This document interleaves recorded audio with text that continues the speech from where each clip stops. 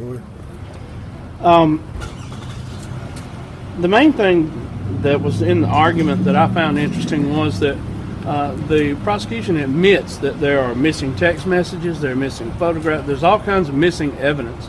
Even the officer, the arresting officer, is no longer part of the organization but now works in a different state. Now that may not be that significant, but my question is, how do you try a case when you don't have any evidence and you're basically forcing, as you said, forcing the defendant to convict himself? Well, we don't believe you can try the case, and that's why we're asking the state to dismiss it, or asking the judge to dismiss the case, because we believe the evidence that's missing is key. Because if you heard the arguments, the text messages that are missing are the initial messages between our client and law enforcement that establish where he says, I don't believe you're 12, let me see a picture, you're not 12 years old. Those types of communications that the state admits is in his statement. You know, when he is arrested and he's asked, he says, I didn't think I was talking to a 12-year-old, I never thought that. That's supported by the text messages that are missing. And so we believe that that's exculpatory and shows a lack of intent. And without intent, you can't have a criminal conviction. The other thing was the prosecution said that just because the evidence is missing doesn't make it exculpatory. Why do you believe it does?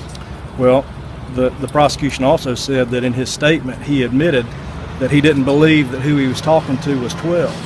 Remember? And I have the benefit of being able to meet with my client and talk to him and know what the evidence is and know what he remembers about those communications. I know what was in those text messages. There's two people that know what was in those text messages, my client and law enforcement. Law enforcement lost them. We know what they said, and they're exculpatory. Excuse me. The other thing is that, you mentioned entrapment, and that this might rise to that level. The kind of things that law enforcement is doing on social media now, do you think that this is widespread entrapment or attempts to entrap people into doing things? I do believe that some of the tactics that are being used by law enforcement are to create crimes and not find criminals.